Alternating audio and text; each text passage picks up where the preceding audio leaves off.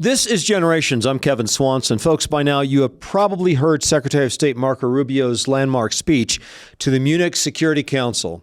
Rubio called for unity on Christian foundations, Christian faith, culture, heritage, language, and ancestry. He said, "Our story began with an Italian explorer whose adventure into the great unknown to discover a new world brought Christianity to the Americas and became the legend that defined the imagination of our pioneer nation."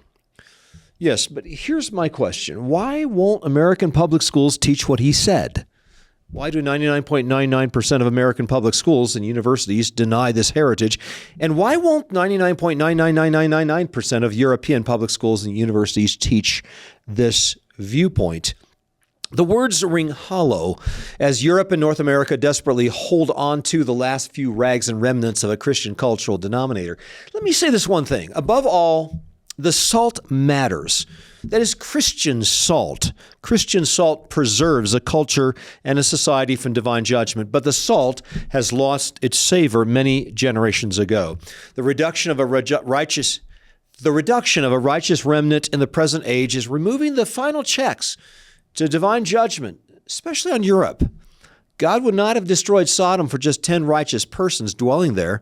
That's Genesis 18. That would have been an estimated 1% of the population given the average size of these ancient city-states. The German apostasy was almost total at the eve of World War II. Germany's confessing church claimed only 3,000 pastors, 300,000 church members or so, out of a population of 70 million. That's 0.4%. Adding another 0.1% for Baptists and a few others into the total doesn't really yield much of a remnant. Not much salt to go around in Germany and Nazi period. These numbers were not strong enough to stave off the Nazi nightmare and the war that followed. Today, only 0.4% of Germans attend any Protestant church at all, so it's not as if things have improved that much. Christian church membership in England hovered around 30% in the 1930s, around World War II, with church attendance averaging 10% for the nation. Some small yet substantial remnant remained back then, and God showed mercy upon that island nation in World War II. A century later, Anglican church attendance has dropped off to 0.9%, a denomination all but thoroughly apostate by the 2020s. Another 0.9% of English evangelicals were attending church on a weekly basis, and English church membership was now a third of what it was in 1930 by the year 2020. Protestant church attendance in the Netherlands also has dropped off from 50% to 4% between the 1930s and the 2020s. Most of the historical Protestant nations in Europe are on the verge of falling under the 1% threshold by this time. I'm talking about SALT threshold. Now, I would be the first to admit that church attendance does not equate to real faith necessarily. I'm sure anywhere from 10% to 70% of those attend church in these countries are just nominal Christians. Nonetheless, it's a metric, and it's an important metric.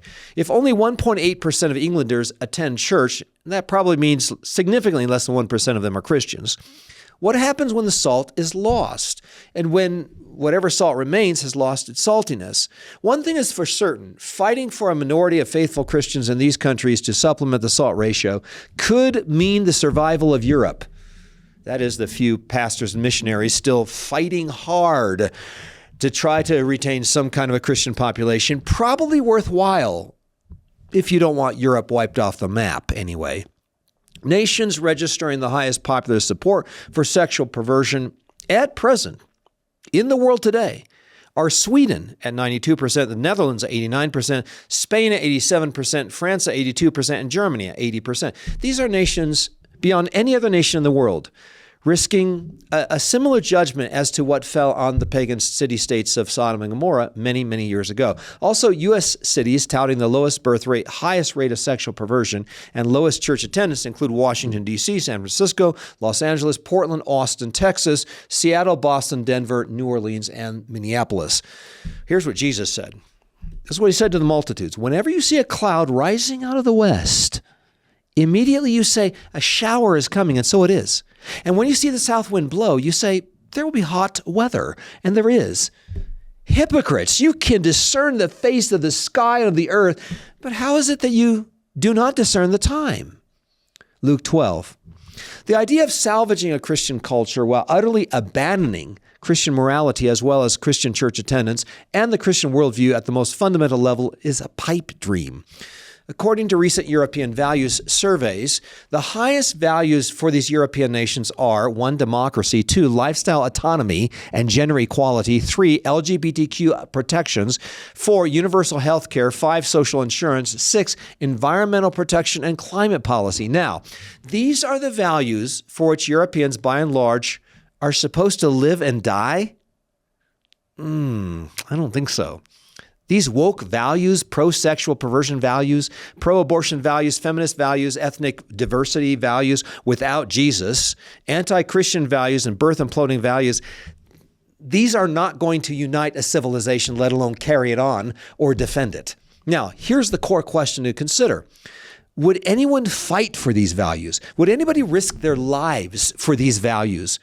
Who would die for those values? I think everybody knows that these are not values worth fighting for. If the highest value of a nation is to be self-centered, self-defining, materialistic, sexually perverted, birth imploding, unconcerned enough for the future of the nation to leave children, but then to invite immigrants into the nation for a purely economic reason because they want to get rich off of a dying nation, or perhaps we need just a little bit more in terms of employment to keep the economy sort of surviving, that's just not enough of a reason to continue a civilization.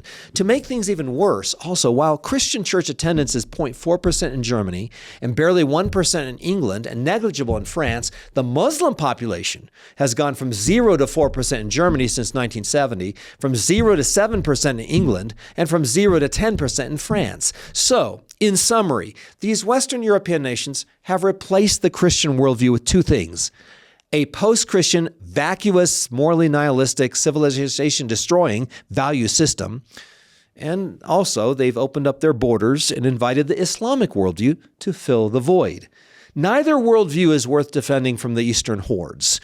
The root problem is that Europe and the U.S. have turned away from the true and living God. The universities, the mainstream media, the political states, the mass culture, it's just anti-God, anti-Christ, anti-Christian, and dead set against the Christian heritage of the West. Now, Winston Churchill, in 1941, said this on a BBC radio broadcast. This is at the beginning of World War II. Quote, "The survival of Christian civilization is at stake." And he said, "We shall defend to the death our rights and liberties and the Christian civilization of which we are the inheritors." And he said, "The lights of a perverted science from the Nazis will be turned upon Christian civilization." Well, today, by the numbers, England is 1/10 the Christian nation it was in 1941. We are way, way, way past where England was sitting in 1941. Will future alliances between the U.S. and Europe be somewhat crippled?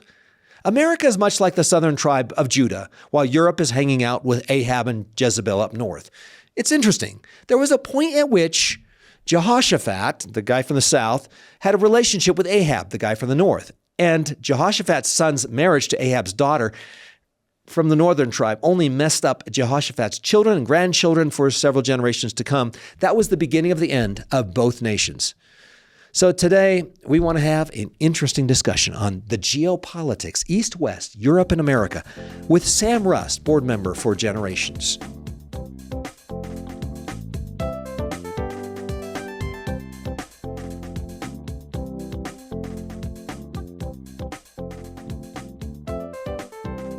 And Sam, it's good to have you here. Sam Rust is a board member for Generations and our parent organization, Christian Home Educators of Colorado. And Sam, you have an interest in geopolitics. You have an interest in the nation. You have an interest in seeing that, God's kingdom comes, His will is done on earth as it is in heaven, and that Christians be salt and light in society wherever they happen to be. Exactly, Kevin. Appreciate you having me on today. Looking forward to what we've got in store for the listeners. But yes, from early age, been fascinated by history, fascinated to observe what God has done throughout the course of human events.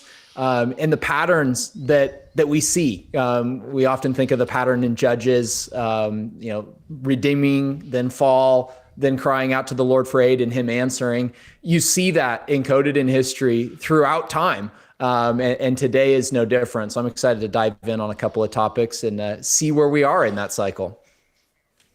Well, I want to talk about Rubio's assessment of what's going on in the West today and attempting to continue to nurture a relationship between Europe and America. But first, a little bit of history. You think about the European-American combination of work in World War II. And I quoted from Winston Churchill, 1941 BBC radio broadcast, where he was pretty firm on this. The survival of Christian civilization is at stake. We shall defend to the death our rights and liberties and the Christian civilization of which we are the inheritors. That sounds a little bit like Marco Rubio. Yeah, it's interesting after essentially 80 years of more of a globalist take. And Rubio goes into some detail and outlines this in his speech, calling to mind both how the U.S. with their NATO allies specifically stood in the breach against communism, but ultimately did so to defend that rules-based order, kind of that end of history idea that was proclaimed when the Berlin Wall fell. And Rubio is kind of juxtaposing this idea that, we've achieved the terminus of society, that this is as high as we can go, that liberal democracy is the way for everyone, and is pushing back against that and bringing national interests back to the fore and really calling on Europe to return to its roots. Fascinating moment. And so there's unity between America and Western Europe from World War II into the coming down of the Berlin Wall, the Cold War, and then on into the Cuban Missile Crisis, and up into the present day. What is getting in the way of this unity? Is it the internationalism? Is it the woke values? What's the thing that's interrupting this, do you think? At a very fundamental level, it's departing from the gospel. And I think we can trace it all the way back to the Enlightenment and this idea of truth not being objective, not delivered from God, but determined by individual morality. But I think we're seeing kind of the death throes of globalism as an ideology that actually has forward momentum, because that's not how God made us. He made us to care about our place, about our people, about our family. And Europe has been trying to dissolve those bonds. Frankly, liberals across the spectrum have been trying to dissolve those bonds since World War II with tremendous success. But that's really only possible in a society that has Christian roots. And in Europe, we kind of get a sneak peek of what history could look like for America in the future, where they've kind of binned their entire heritage. They've pulled it up by the root, and there's a very small remnant remaining. But Rubio, in his speech, I mean, he calls back to Columbus, the man who settled and built the nation of my birth, arrived carrying the traditions and Christian faith of their ancestors. I mean, he's very clearly calling back to that tradition. And I thought Marco Rubio gave the best presentation of the gospel at the Charlie Kirk Memorial 6 months ago. So he's doing this intentionally. This is clearly a rewriting of the rules of the international order in a way that I think gives much more space from the halls of power for the gospel to go forth. Whether it will or not remains to be seen. Can you hear any of the Germans saying amen to any of this that he's communicating here? We're connected spiritually. We're connected culturally. We want Europe to be strong. We believe that Europe must survive because the two great wars of the last century serve for a history's constant reminder that ultimately our destiny is and will always be intertwined with yours. This is the great place where the ideas, seeds of liberty were planted. It was here in Europe where the world, which gave the world the rule of law, the universities, the scientific revolution, et cetera, et cetera. Is anybody saying amen to this? He got a standing ovation, which really surprised me. I would not have guessed that. If I had seen the text before he gave the speech and then guessed at the audience reaction, I would have guessed nothing, or maybe even some boos from people in the back benches. But ultimately, the audience was really receptive to this, in part because I think the administration is rightly dividing friend from foe. And the elite class, think of the Keir Starmers, the Macron, President Macrons of the world that represent this liberal order. they're not our friends, but our friends potentially are the people that they represent, and the conservative movements that are on the rise, like the AfD in Germany. And I think this is an olive branch to the people that is seeking to bypass the politicians. And I'm very curious to see what the effects just in the next 6 months are going to be. I mean, we're standing today on February 18th. A lot of military assets are en route to the Middle East. We are on the precipice of probably some military action against Iran. Things are really volatile right now. And clearly, President Trump and Rubio are trying to reshape the global order in the United States' favor while hearkening back to that shared heritage. It's hard to believe, though, that nations like the Netherlands, France, Germany, that are so head over heels in love with sexual perversion, their central values, apparently LGBTQ, gender equality, et cetera, invited anywhere between 5 and 10, 12% Muslim adherents into the country. And church attendance with these countries are much, much less, at least for Protestants and somewhat for Catholics, than the Muslim population in these respective countries. I'm talking about, places like Spain, France, and Germany. It's hard to believe that these two worldviews, that secular worldview that is undermining civilization, breaking down family and sexuality, as well as the Muslim worldview, that combined, they are enough to defend the continent from the East. Yeah, and this is where we start getting into a little bit of hypothesizing what could be in the future, Kevin. But I think there's three elements at play in Europe and in America today. You have the classic liberal order, which encompasses people both from the conservative side and the liberal side, that kind of have this. I hesitate to use the word one world order because of all the connotations, but essentially they want kind of this free trade, utopiastic society where everything is borderless and we're all happy and free to indulge our own wants and desires. So you have that aspect, which is something that we've been fighting against in America for a really long time. That class has really captured Europe. To the detriment of the Christian class, which would be another category that I would put forth. And I think there still is a Christian class represented in Europe. It's much, much larger here in America. But the globalist class has really opened the doors to the Muslim class. And they've imported, I saw a stat the other day that in 2000, there were 500,000 Muslims in Europe. And today, and this is in Western Europe, and today it's closing in on 50 million. I think it was at 46 million as of the end of last year. That's a factor of 100-fold. That's 100-fold in 25 years. And I think that the globalists have fundamentally misunderstood religion. They believe themselves to be post-religion, which ironically is a religion itself. And they're importing all these Islamic adherents, thinking that they will be cheap labor and a voting bloc that they can control. But that's not the case, actually. And that's what we're seeing in England is maybe example number one with all the terrorism and the abuse that these immigrants and the Islamic community is foisting upon native Englishmen, just heinous crimes. And they're intent on taking over that society. And so I think that there is conditions being set for revival because people are going to look to history. What has ever combated Islamic oppression? Really, the only ideology that has won is Christianity, a true form of Christianity. And I think that people are going to start to rediscover their history and through that means come to know Christ, to recognize the gospel for the transformative power that it is.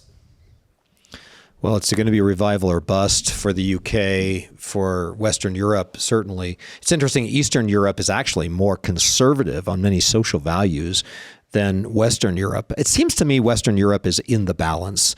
And, we would both agree that God is in control and that God will either bring his judgment down upon nations or he will offer mercy to the nation. He offered mercy to the island nation of Great Britain during World War II.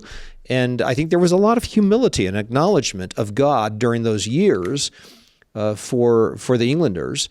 But wow, you think about the apostasy that has hit Scotland and England in just the last number of years. The freedom of speech, people are arrested for praying in front of abortion clinics.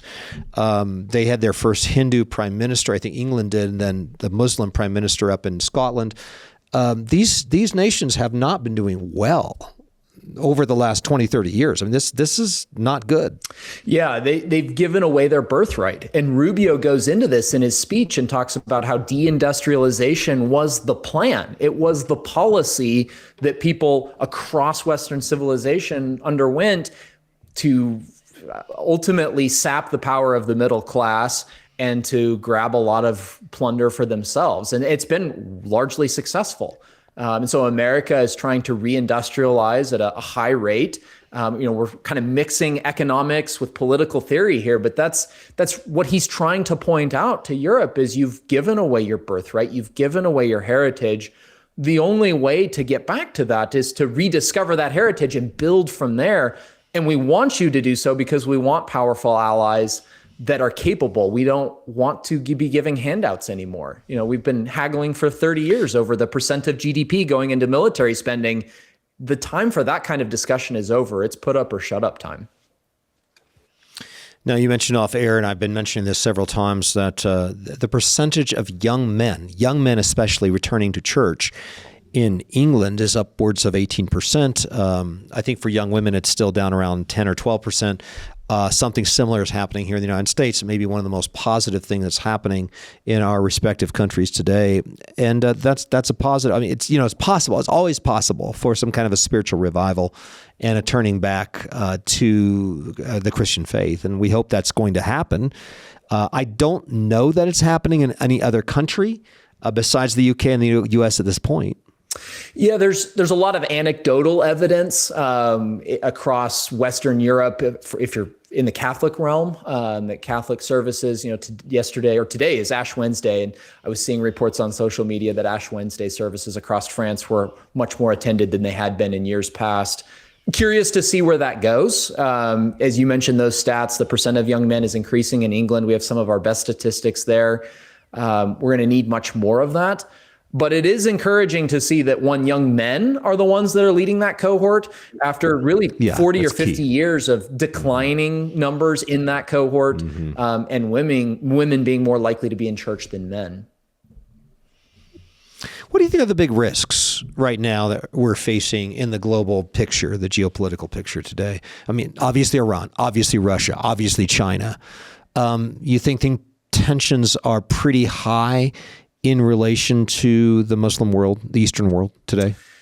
Yeah, I think that maybe our biggest risk is being trapped in the paradigm of the old order, and seeing maybe Russia as the biggest enemy. I think there's a big part of the federal bureaucracy that sees Russia as the end all be all. We've pointed all of our weapons against them for 80 years, and clearly they're a bad actor in Ukraine, and Putin is ex-KGB and all those things.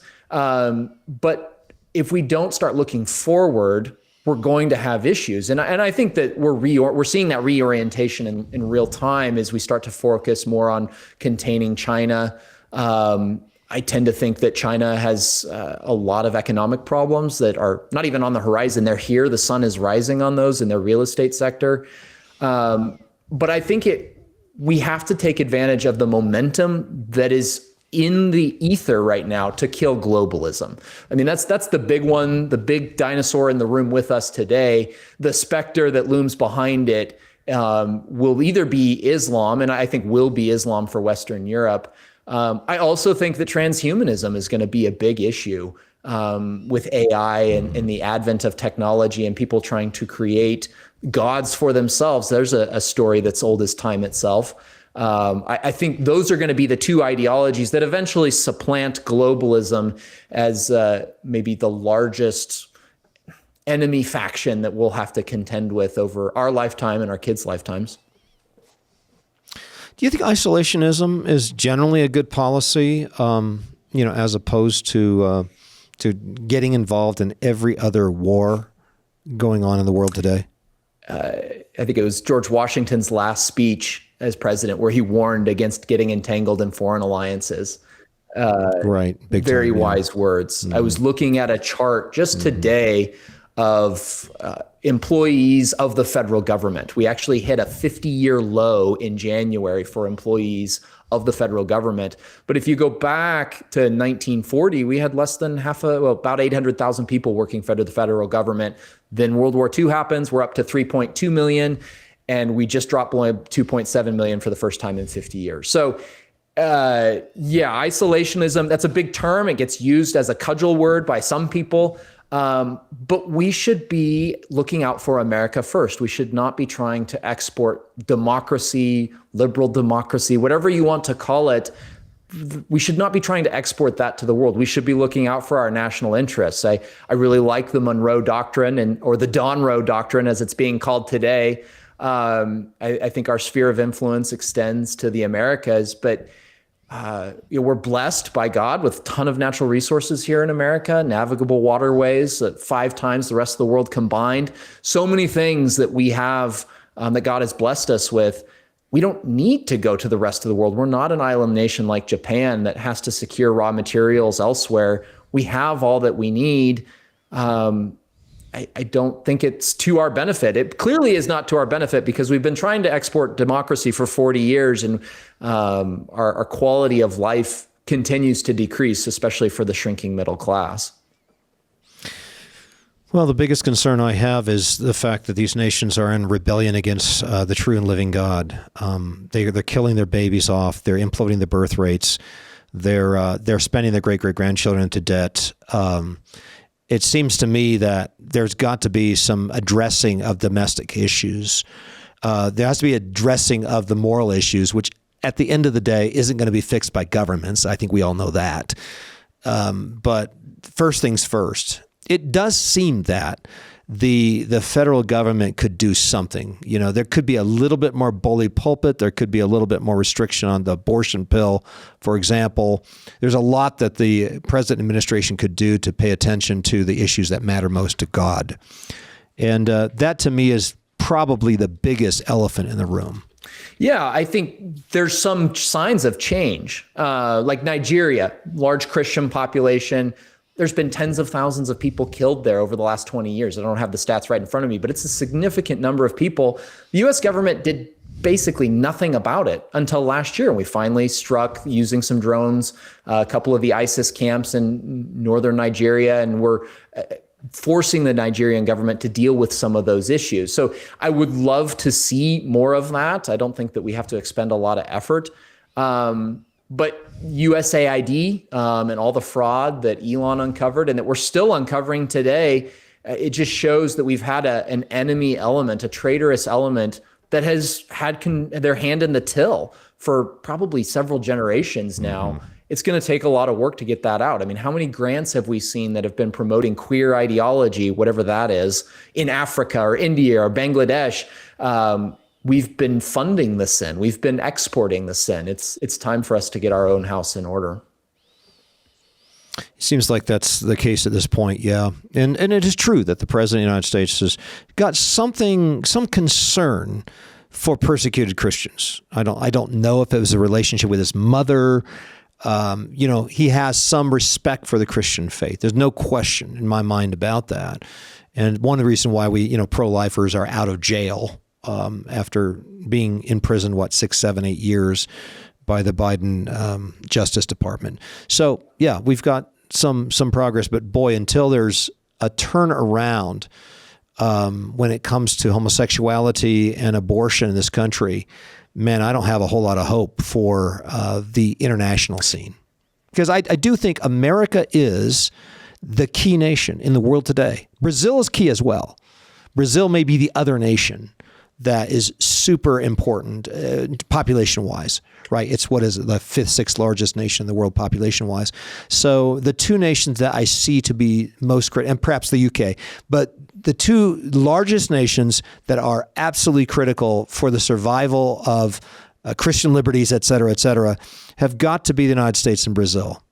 And obviously there's been a fight to try to keep our politicians out of prison. I mean, that's the first thing you got to do is keep keep your guys out of prison so they can run for office. But there's obviously a massive tug of war going on over the hearts of these nations. Yeah, and I think it's impossible to deny God's providence and his sovereignty is guiding the opportunities that are now before us. From the assassination attempt at Butler to just everything else that has happened over the last year or two. So many things had to come together to be at this moment. Now, that does not mean that we get to rest on those laurels. That if anything, the work hasn't even yet begun. But there is space for the next couple of years, regardless of what happens in the midterms, at least in the executive branch. There are people ensconced in power that seek to uphold God as the righteous ruler of the entire world. President Trump proclaimed May 17th as a day of national rededication. I'm organizing a rally here at the Idaho State House to bring together people from across the Treasure Valley here to pray and be part of that national rededication. That would not have happened, probably not under George Bush, definitely not on any of the Democratic nominees of the last 20 years. So we got to be thankful for that moment. We've got to take advantage of the air cover that we have and get busy. I most definitely see this as the mercy of God upon the nation. And we have a window of opportunity that God has opened up for us. There's no other way to look at what we're facing today. But again, without a revival in the grassroots, we're going to be in trouble. So there's got to be something of a reformation of family, church, and state in order to bring about a full-orbed shift in direction for the nation and for geopolitics in this day, short of God, giving us one more wake-up call through World War III or some other means. He can always do that. God can do whatever he wants. We acknowledge God to be sovereign, but we are responsible as well. And so let's continue to raise the standard, and that's what we attempt to do on this program. Any other last words, Sam, as we look at the future? I wanted to share one quote from Rubio's speech that I think is really impactful and just something that would be good for our audience to mull over. But he says, "We in America have no interest in being polite and orderly caretakers of the West's managed decline." And I think that's something that we should internalize and apply to our own lives. For basically my entire life, I'm a product of the 90s. I'm a millennial, part of that generation. But it feels like the conservative movement, politically speaking, has just been interested in losing slower and in managing the decline. And that's not what we're called to. That's not what we're called to in the path of sanctification. It's not what we're called to as husbands and fathers and mothers and wives. We're called to advance the kingdom in our personal lives, in our spheres, and across our society. And the great thing is, by being faithful at home, we can have an impact on society. So I'm thankful that we've got politicians now that are willing to stand up and say, we're trying to chart a new course. We want to be successful. We want to chart a prosperous and safe future for our civilization, for our culture. What does that mean for us as Christians and as individuals? There's a lot of ramifications for that. And I think that's something that I would encourage our listeners to think about. And check their mindset a little bit. Are we interested in that decline, or are we wanting to advance on the future? Good comments today. Sam Rust, board member for Generations, with me on this edition of Generations, straight from Idaho, by the way, his office down in the Treasure Valley area of Idaho. Good to have you here, Sam. And hey, we've got something in common. Both of us homeschooled. You were homeschooled the whole way, is that correct? Yes, sir. That's what I thought. Okay, so a couple of homeschool graduates having a class reunion on this edition of Generations. All right, good to connect with you, and let's continue to have these conversations. Thanks, Kevin. Friends, you've been listening to the Generations broadcast, and I'd like to invite you back again next time as we continue to lay down a vision for the next generation. This has been a production of the Generations Media Network. For more information, go to generations.org/media.